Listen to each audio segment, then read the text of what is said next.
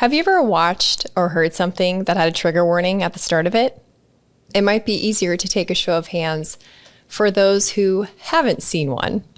Trigger warnings are pretty common practice now, but as the perceived need for their use becomes wider, it's unclear if this is a helpful tool or a practice gone overboard. My next guest is a licensed professional counselor, chemical dependency counselor, and a professional psychotherapist. She's also an incest and abuse survivor. Today, she's going to talk about healing as we ask the question, are trigger warnings helping us heal or making us fragile? Insightful healer, soulful Sherpa, fellow introvert, and podcaster, Nikki Eisenhower. Thanks for being here. Well, thank you for having me. That was a beautiful introduction. I'm super excited to spend some time with you today. Yeah, me too. I'm so excited to talk about this because as mental health is health, that concept has entered into the mainstream. So has the number of mental health practitioners who kind of like tiptoe around topics and present their media content in a way that always has this, excessive, it feels, trigger warning. And it makes me wonder, is it helpful or is it harmful? But what I appreciate about your approach to all subjects is that you're just so straightforward. And I think for my audience, that will be a really refreshing way to explore the topic of mental health. I'm excited to do that with you. And when it comes to when it comes to triggers, it's really, really tricky because for mental health professionals and for the general population, because everything about trigger warnings is really meant with the best of intentions. And I was raised Catholic, no longer, but we have a saying that the road to hell is paved with good intentions. And I think where it comes to trigger warnings, that's really what's happened, because at the end of the day, life doesn't give us trigger warnings. It can't. It won't. The universe can't do that enough. And a lot of professionals, I find, pussyfoot around this topic because most of us got into this field because we have big hearts. We wanted to figure ourselves out first and help other people figure themselves out. So we're the people out there in the world that are very connected to feelings, and there's a fine line there for me. And I think what has developed is that in this realm of let's be respectful around feelings and people's struggles, we have accidentally created a bigger problem, which is now people feel entitled to be handled with delicacy. And that backfires. It absolutely backfires. So how do you see people misuse the word trigger? Okay, so let's define it. So trigger comes from post-traumatic stress literature. Okay. And I am someone who thought I would have chronic post-traumatic stress from the way that I grew up, having an abuser in the home, having my biological father abandoned. My mother is, by my estimation, a sociopath. Every sociopath is a narcissist. When you grow up with chaos and trauma, we have so many triggers, and our triggers are very, very nuanced. If we have different experiences, like something like a car accident, that's very traumatic, very easy to see the obvious triggers there. Yeah, the next time that person goes to get in a car, they're going to be triggered by getting into a car because their trauma was associated with an automobile accident. When our trauma is our childhood, it means that we have triggers attached to so much. We have triggers attached to even good things happening. Because for someone who grew up with a lot of chaos and a lot of abuse and neglect, when a good thing happens, it's not a purely good thing. It's when is this next bad thing going to happen? And so we actually have good things that can trigger our anxiety. Trigger is really a good word for it. It's what triggers, what brings on, what cultivates a response in the body. Now, triggers are what's happened in this trying to make things easier on people dynamic is that we've forgotten why we have those triggers in the first place. My triggers, the example I give a lot of times is, let's say you got bitten by a dog when you were a kid.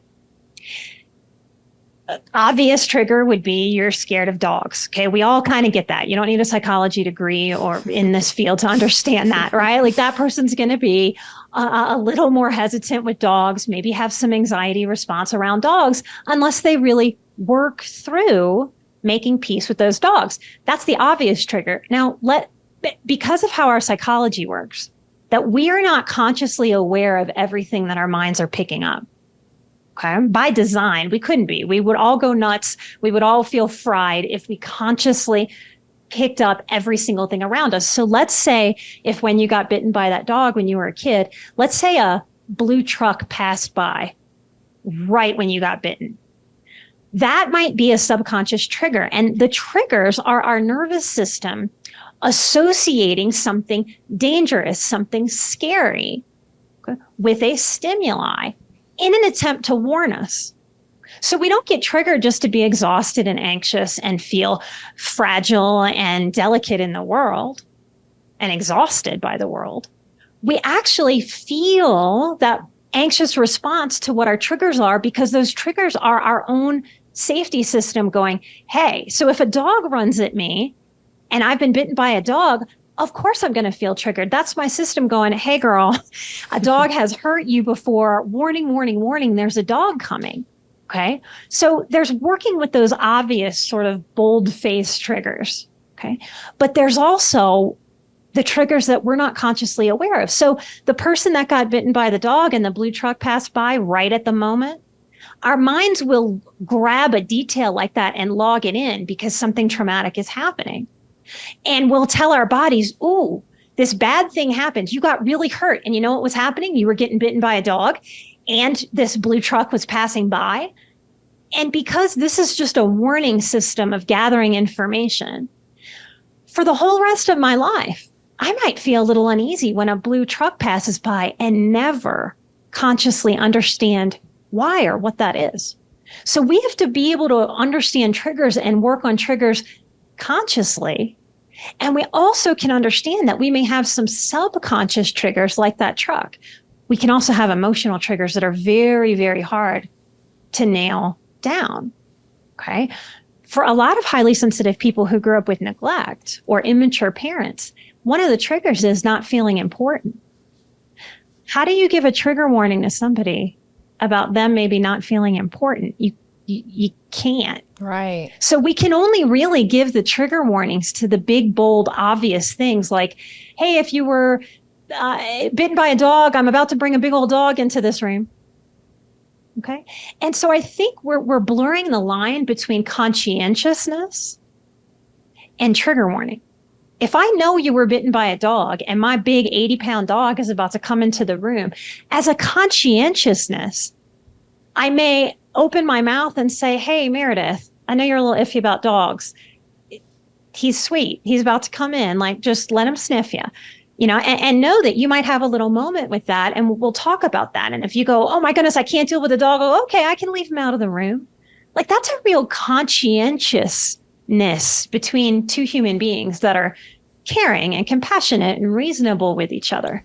Somehow that has gotten expanded and blown up to where we're wrong, we're bad, we're harmful people if we don't give that trigger warning. Right. Yeah. And another word that I feel is used very frequently, and I'm not sure to what accuracy, is the word trauma. How do we know if something is actual trauma within ourselves? Oh, it's so interesting you asked me that, because my husband, who produces my show, is asking me to define what trauma is and isn't.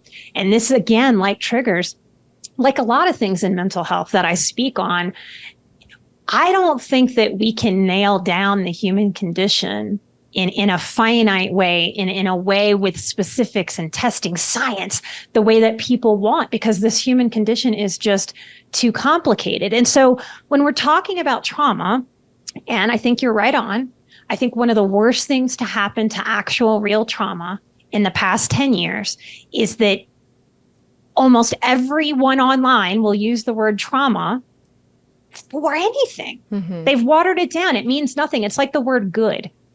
If I lead a group, one of my rules is you can't say good how you're feeling, because it means absolutely nothing. Because what has developed is that word has lost its meaning. You could be bleeding out, your arm ripped off your body. How you doing? Oh, I'm pretty good. Like it does not mean anything anymore. And in an attempt to be caring and considerate of people who have trauma histories, we have sort of watered it down so much that we're actually disrespecting and disregarding people with actual trauma histories. Oh, wow. Okay. That's really younger generation in college. So colleges started doing this trigger warning stuff and started teaching kids in college that they are entitled to a trigger warning. Okay, that's what being a good person is, that's what being a nice person is. And what's happened is this vitriol that if you're not doing that, like these people just decided this is the right way. Like I've been in the field of mental health for 17 years. Nobody polled me and asked me, should we have trigger warnings on everything? Because I would have said no, because the intention that paves that road to hell in wanting to take care of that person accidentally entitles that person. It encourages that person to feel entitled to that trigger warning. And then guess what happens when they don't get it? They feel victimized. They feel wounded. They feel delicate. And they feel like the victim of a conversation or a teaching. That is very drama filled. It's very histrionic. It's very immature.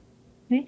And so I believe part of what we're seeing out there in the universe, out there in the modern world, is immaturity at a level that we have not dealt with. And this trigger warning stuff, as kooky as it is for me to connect this, I believe it's part of it, because we have generations of children entering adulthood, coming out of college as adults, who feel so delicate that they can't handle what's going on in the world. So I'm a bit miffed at my field for not taking a beat to back step and take this back and go, wait a minute, this is backfiring.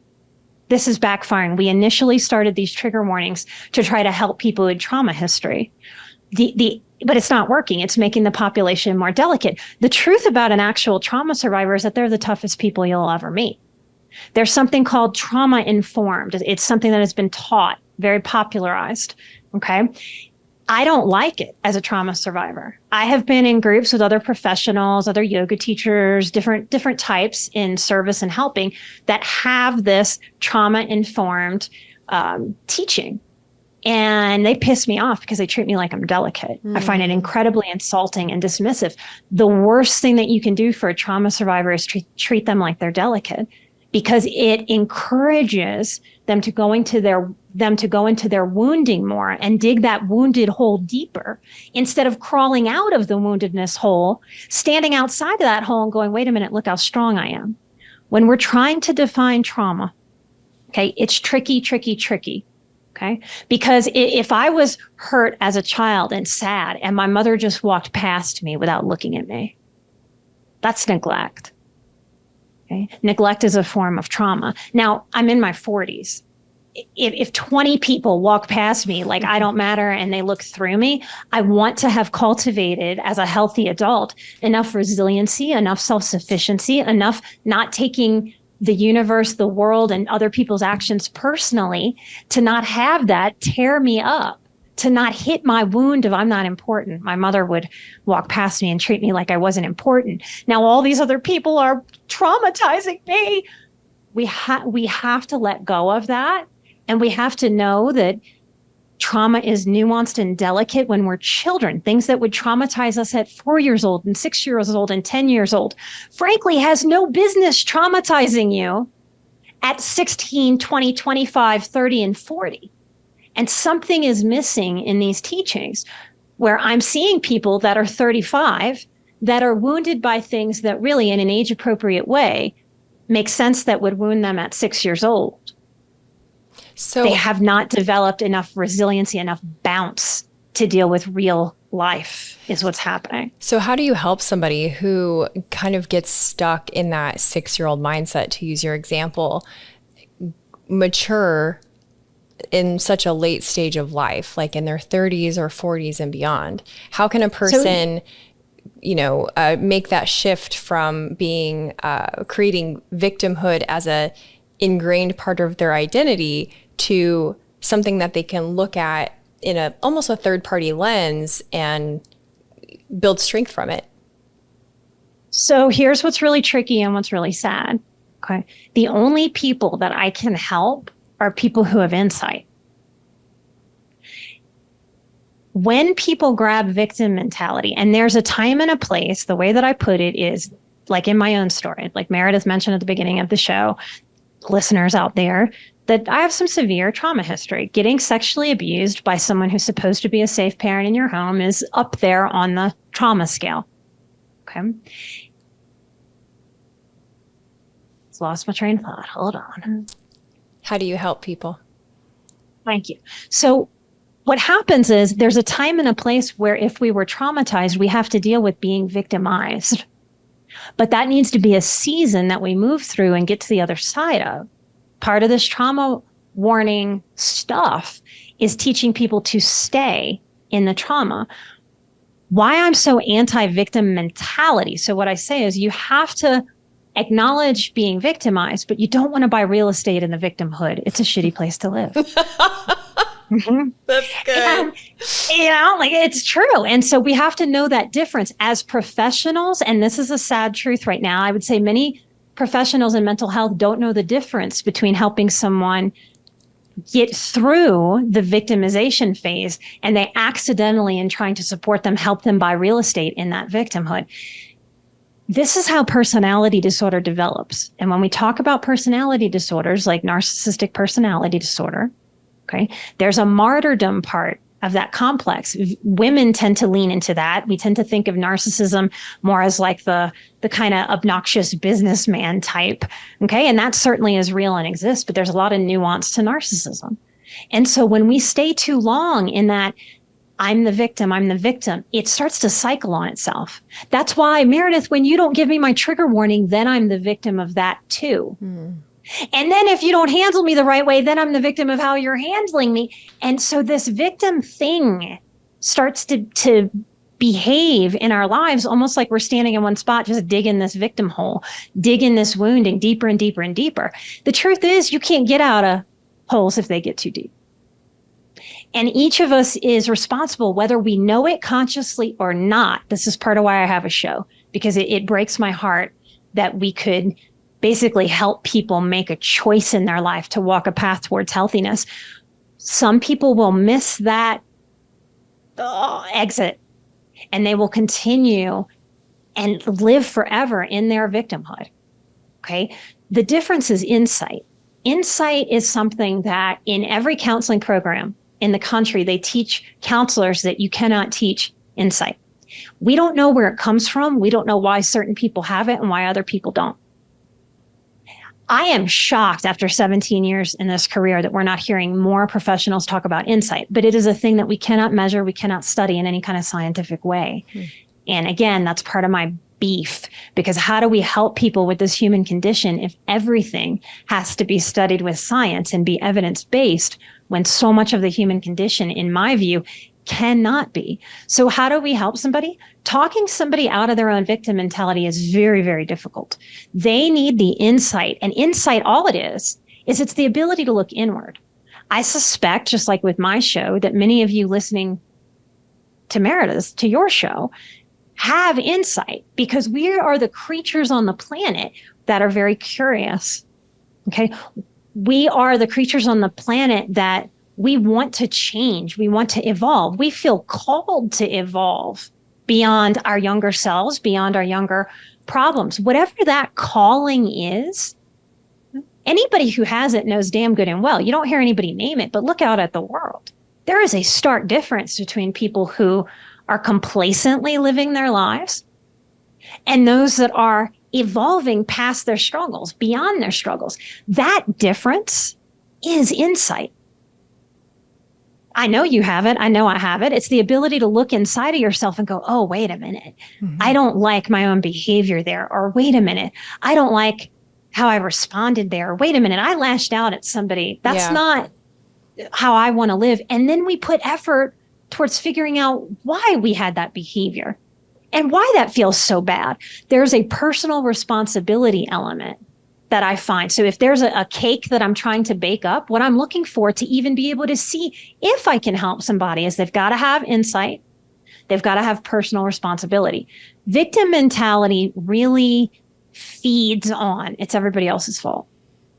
And one of the things, if we are to heal in this life, that I'm a big believer in is I am not responsible for what happened to me as a child, but I am damn well responsible for the effects of it, because there are no white knights that are going to ride up and save me. I have to save myself. Yeah. And when we're in this mindset of, that was too hard for me, I should have gotten a trigger warning. To me, that is such a, I'm sorry for this term, but I don't have a better like clinical term. To me, that's like a circle jerk of healing. You're not doing any healing at all. You were just spinning around between now I'm the victim of that and now I'm the victim of that. If there is a phrase that I could eradicate from the planet, like if I had magical superpowers, it would be, but it's so hard. But it's so hard. It's the number one thing that I've heard all my career. When we figure out, well, this is what I need to do. And that it's a way we lie to ourselves. And trigger warnings is one of them. Why do I need this trigger warning? Because it's so hard. Yeah. I think we need, first of all, t-shirts made that say circle jerk of victimhood. Because get out of the circle jerk of victimhood. That's kind of amazing. And second of all, I love what you're saying about observing your own behavior. And I love the word insight. I also like the word anthropology, because I have found with my own observations that if I treat them in an anthropological way, meaning like I pretend that I'm wearing a National Geographic like adventure hat and I look at myself and I'm like, wow, that was a really interesting response to that stimulus. Wonder what caused that. And then, going from there, and it kind of creates permission to dig in. And in a way, I think it creates a safe place for that word that you said, that curiosity to happen. I have something else that I wanted to run by you that I'm pretty sure I made up. And I need you to tell me if this is a real phenomenon. And the reason I want to bring it up is because it may be helpful to someone listening, because presumably the people that are engaging with this right now are those who are curious, who are ready to put into action the insights and the lessons that they're going to learn from episodes like these, right? So I have called it seeded trauma. And it's when someone's life experience has shaped them in a way that their baseline of just survive to like threats and stressors is no longer present, so that they seed conflict and they seed threats and stressors in order to feel normal. Is that a thing, or is it truly a thing in my head that I made up? Okay, let's see. So I'll tell you what I think you're getting at and tell me if I'm off in left field or if I'm getting what you mean. Deal. So hypervigilance is something that develops when you've had a lot of struggle and a lot of conflict and a lot of pain. And when we get that when we're young, the truth is it's kind of like over our age pay grade. So it just kind of shuts down our entire system. And so we wind up very hyper aware of all conflicts. It's as if the inner child in all of us goes, okay, really bad things have happened to me. And so the best I can figure out how to do is I'm just going to try to be aware of everything. And so I'm going to live life like, oh my goodness, is that person out to get me? And oh my gosh, that person, they rolled their eyes at me. They are judging me. They are looking at me funny. We're going to try to people please, because if people are happy with me, they're not going to yell at me. They're not going to shame me. And that's my best shot. And so the inner child in us really starts to guide these things. Conflict tends to be terrifying for most people. We also don't get a lot of, let me say that better. One of the reasons I do my show is because it shocks me. It enrages me. It is one of the biggest disappointments I think I will ever feel, that all of us have somehow missed out on an emotional education. We have to be able to do conflict with ourselves and with other people if we are to live good lives. And none of us get a conflict class. And so a lot of us are terrified of conflicts within ourselves. So most people just have denial and avoid themselves. And then we're terrified of conflict with other people. So when I hear you say like seeding, I'm wondering if, and watching you get curious, like putting on that National Geographic, I see that as resiliency skills that you were either taught as a little girl or you picked up along the way as a strategy to not feel shameful and guilty and like bad me as you were excavating your own archaeological digs to learn more about who yourself is to you and shape yourself in the ways that you want to. That's a resiliency skill. Yes. And it's not rocket science, but my God, is life hard when you don't know how to do that?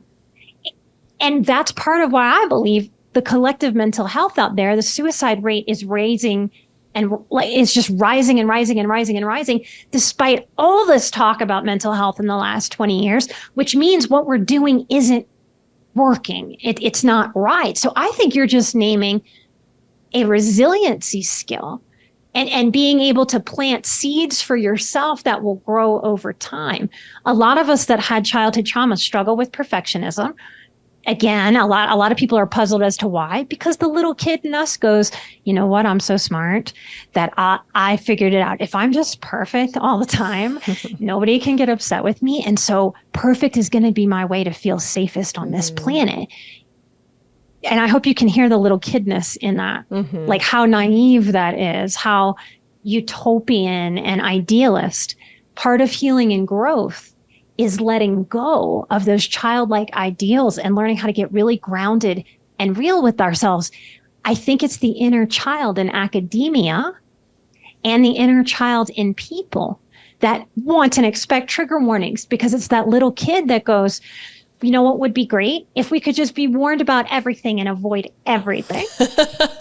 Yes. And now I will say, I was taught to look at situations and conflict and discomfort through the lens of scientific exploration, because that was always something that was fascinating to me. But the seated conflict, I think, that I'm trying to portray is something separate. It's something that I've observed in other people. I'll give you an example.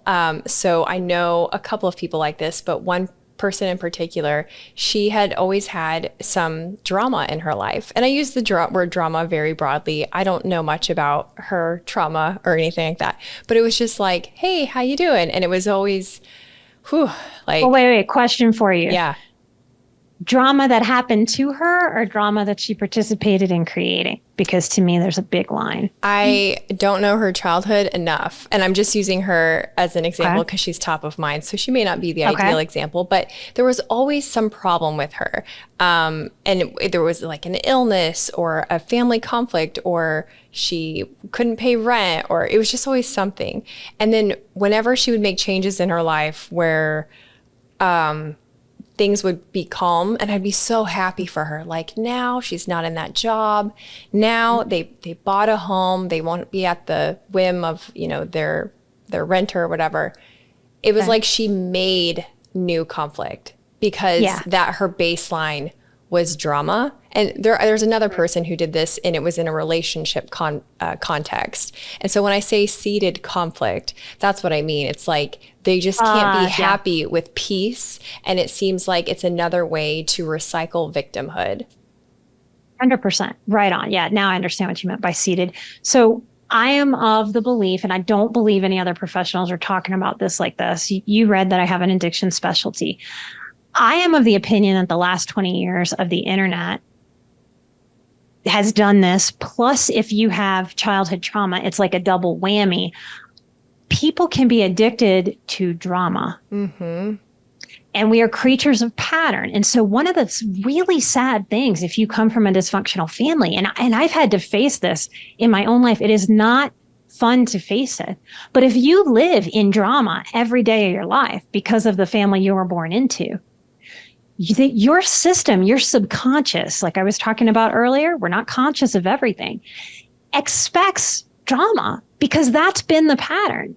And we are such creatures of pattern. Like I know so few people now know how to drive a stick, but like I know how to drive a stick. And if I drive an old stick, and then I get in an automatic, I know damn good and well I'm in the automatic. I can consciously be telling myself I'm in the automatic car, and my foot is going to reach for that pedal at least 10 or 20 times because my subconscious learns more slowly than my conscious mind. So just because I say, oh, I'm in the different car now, my body, my subconscious is still operating that vehicle that I was driving, even for those few days. That's such a good message for people to be patient with yourself as you cognitively become aware of, you know, the hiccups and the obstacles that are keeping you from total wellness, and your operational, you know, hard drive from catching up to what your brain knows.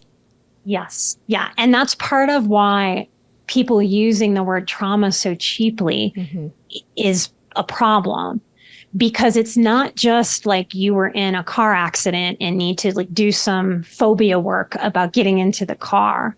If you grew up with drama and chaos and instability, your system is likely addicted in a subconscious way to trauma. And if people don't have the insight, there's insight again, to look inward and go, wait a minute, why is there this messed up pattern where I finally get to stable ground and then I make a choice that destabilizes me? What is going on? I don't want that for my life. That's why, to me, true healing takes personal responsibility, because you have to be able to own that to be able to change your relationship with that in a subconscious way. It's part of why I'm so passionate about inner child work. That sounds so hokey and ridiculous to so many people at first. I get it, because the people who need and will benefit from inner child work the most are the ones that weren't handled or spoken to as children appropriately. So they have the biggest eye roll to hearing inner child work. That inner child work gives us the opportunity to reparent that inner part of ourselves that's stuck with some of those messed up things we accidentally learned. Like I've said about me, I never set out to understand manipulation. I never wanted to be an expert in manipulation and helping people heal from narcissism. I have accidental PhDs that I never wanted from life in these things, because I either needed to figure out master manipulation or it was going to kill me. Yeah. When we heal, we're learning how to not attract manipulators, but also how to not manipulate ourselves. I think it's a sad, unfortunate, well-intended manipulation that people need trigger warnings. I want to ask you how we can support others who have had trauma, because excessive trigger warnings are not helpful. But in some ways they are, in some instances, obviously they are appropriate and welcomed. But like one of the reasons that I set you up with the bullets of like your backstory in the intro is because I just, you know, it's like, so Nikki, in a 40-minute friendly podcast format, can you please just disclose all of your trauma? Like that's weird. And it's, you know, and so like the real life version of that is when you're talking to somebody and they maybe drop a little crumb of something that is hinting at some trauma. What's the best way in a conversational format to let people know that they have the floor and you're here to support them without, within keeping inappropriate boundaries and with keeping support of their actual healing and not doing it wrong, basically? Like, how do we actually help each other? Okay, yeah, I've got some tips for that. One is, know that you're the support. Think about beams in a house.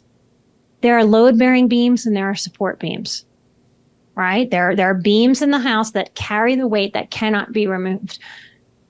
Each individual human being out there has got to be their own weight-bearing beam, and you're just the support. So you go into it like it is not your job as a friend or an acquaintance to carry the load for them. It's a load that they have to carry, just like you have your real life grown up, pull up your big burl panties kind of things that you have to carry in your life. And so the idea is not to carry it for the survivor. Okay, so there's that. You're just a support beam. Sometimes survivors, depending on how much healing they've done so far, want their friends or their family members to be the load-bearing beam.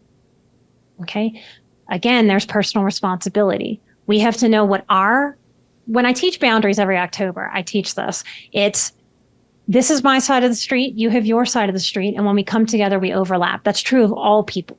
If we're overlapping and we ourselves have trauma or somebody else has trauma, one of the big tips I can give you is do not have pity. Do not have pity. There's not one human being out there, unless they are a dysfunctional martyr, who wants pity. Pity is like looking down on someone. We want empathy. Empathy has an equal quality to it. Okay. Look at that person for their strengths. Wow, it's amazing that you've gotten through that. What do you want to share with me about that? Is a very different vibe than, I don't know how you survived that. Gosh, it would just kill me. I'd lay down and die if that happened to me. We have a lot in our society that encourages being the victim. Being the victim is hot right now. I would say it is a cultural trend. So you also, as a human being in support, you get to evaluate, is this person really in struggle? Or are they playing up this struggle? Because attention seeking is very paid off right now in our society. You know? And if it's somebody that's just attention seeking, then it's on you to protect your energy. So see them as strong. Also know the boundary, and it can never be a hard line. I wish there was some formula I could give you for this and most things in this life. I don't think there are hard lines. We want them. We want things to be all or nothing, black or white, because there's a simplicity to that. If somebody is all good, cool. If somebody's all bad, cool, because I can kick them to the curb. I don't have to deal with them. We struggle with human beings with the complexity and the nuance of everything in the middle. Support and listen. But if it starts to get too much for them or for you, help them find a therapist. Encourage them to find a therapist. Sometimes trauma survivors want to turn their friends into a therapist. And you'll know that if you feel really drained. You know, when we're really helping somebody, there's a real deep truth.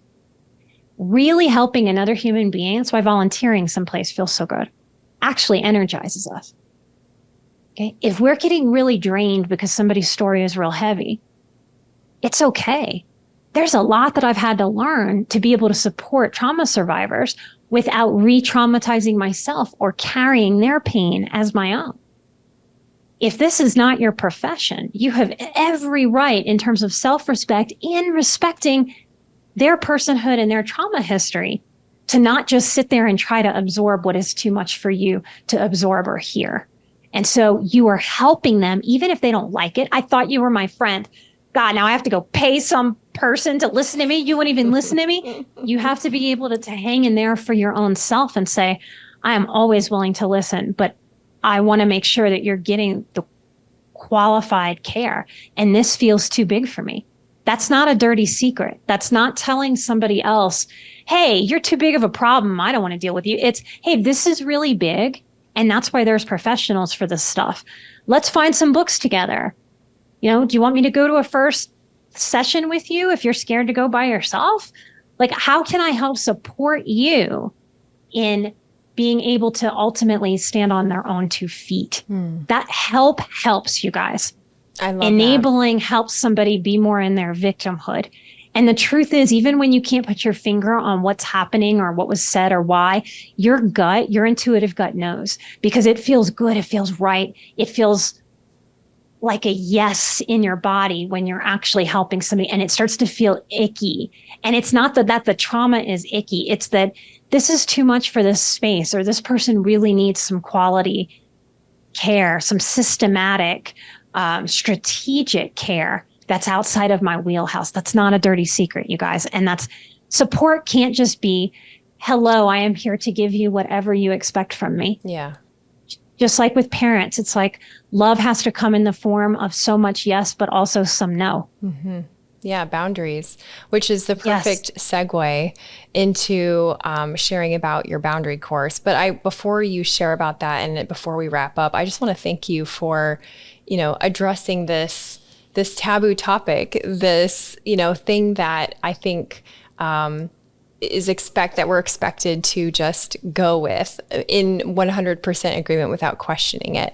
And I love how you laid out ways that we can support ourselves and those around us, which ultimately makes for not to be dramatic, but it makes for a better society, right? When we can be helpful and we can matchmake people to the professional help that they need and then support them along the way. So as we wrap, tell people where they can find you on Instagram. I mean, you got to tell them about your podcast and then definitely your boundaries course. And I know that's a lot, but all three are so good. Oh, thank you so much. Well, okay, my podcast is Emotional Badass, where Moxie meets mindful. And I have conversations just like I'm having with you right now. A lot of the shows are just me by myself sharing the story or sharing something to try to break down this complexity of the human experience. I think in trying to make mental health and the human condition such a clinical pursuit or clinical understanding, we've lost a lot of what we need as human beings. And it's not rocket science, but it's profound. And so for me, we're missing out on sharing stories. I think since the beginning of humanity, we have mostly passed down wisdom by sitting with each other and sharing stories like around the fire and not telling people what to do, but to really saying, hey, this is how I've done it. And this is what I've figured out. And then the next person in line gets to add their wisdom and their life experimentation. And if we embody that more and more and more on the individual level, I am a believer that that's really and truly how we ultimately heal society. So many sensitive people look out at the world and go, oh my goodness, what do I do to fix all of this? And if you let that go and you just look inward, when you work on healing you, growing you, we all might need a little bit of fixing, but at the end of the day, we aren't broken and we're learning how to navigate more so than fix. The world needs our differences, our individual differences, our quirks. That's kind of what my show is about, is breaking down a little topic and trying to bring more of this nuanced humanity that is just, it's more complex than what we want it to be. Because when it's simple, but being a human being has never been simple. So every year I teach the boundaries course. It's my big course. I teach it we do four weeks. We spend 6 weeks together. We do 4 weeks of learning new material. And then I do 2 weeks of reviewing. And it's not a course like you've ever taken before. I'm an experiential teacher. And it's really going through the experience. So many people come to boundaries work, which is one of the most foundational things we can do to understand ourselves, where we start and stop, and other people where they start and stop, so that we can relate with as much clarity and healthiness for ourselves and other people as we possibly can. And it's part of thriving and not surviving this life. Part of what I teach you in that course is a lesson I call How to Light Up for Yourself. We have a triggers is tricky lesson, because I don't ever want anybody coming to boundaries work thinking, aha, I will let my inner child drive the bus of my life and I'm going to just have enough boundaries to where I'll never get triggered again. It's actually the opposite. When we learn that we get to lean into our triggers. Hey, that blue car that used to freak me out, and I don't exactly know why, but my subconscious picked it up when that dog bit me when I was 11. I'm going to lean in. I'm going to look at every blue car that passes me. I'm not going to have that weird feeling about a blue car for the whole rest of my life. I'm going to look at every blue car as an opportunity to go, hey, blue cars are totally neutral for me, until blue cars actually start to feel neutral for you. We have so much power to not avoid our triggers, but to transform our relationship with them. And that is freedom. That is true healing. It's part of what I offer you in that course. I want you to not just learn like you would from a book. I want you to experience what I have laid out for you in this boundaries course, so that you have the art form of communication inside of you. Every situation that we're going to find ourselves in is going to be different, y'all. Even my hydration level is going to be a different impacting factor. The heat outside, if I'm cold, if I'm hungry, if I'm tired, all these things. So nobody can really give you one little bitty formula for boundaries or good mental health. It's about you embracing this work as an art form, and you get to be the artist in your own life. If that interests you, if the way that Meredith and we've had a conversation today interests you, just come check me out. Really, your gut will know if you're meant to spend some time with me and learn. And if it's a no for you, cool, go do your thing. But if it's a yes, I would love to meet you in October. And where can they find you? Where can they find the course? You can find me at emotionalbadass.com. You can find the boundaries course at that address, emotionalbadass.com/boundaries. You can sign up. We have a code for you to get a special discount, just Meredith's listeners. So if you're out there and you're a big fan of this lovely woman who does this amazing show, it's just Meredith, and you'll save $100 off the course. And there are payment plans, and that's important to me. I try to keep the cost of what I'm doing low and offer it to more people out there, because I really do want to spread this healing knowledge as far and wide as I can. And that's part of what the podcast and these types of interviews do for me. And so it helps me reach more and more and more people and keep those costs down. So you'll learn a lot about me if you come hang out with me, and what has gotten me to a life where I no longer have post-traumatic stress. And it's from this foundational boundaries work. I try to give you my all. So come find me. Emotional Badass is the easiest. My last name is hard to spell. Emotional Badass is the way to find me. And light and love. Thank you, Nikki. This was awesome. Thank you so much for having me. I'm always willing to talk about anything you would like. Hey, you're still here. Thanks for watching. If you love breaking free from the algorithm to explore curiosity, join me each week by hitting subscribe and the bell for new upload notifications.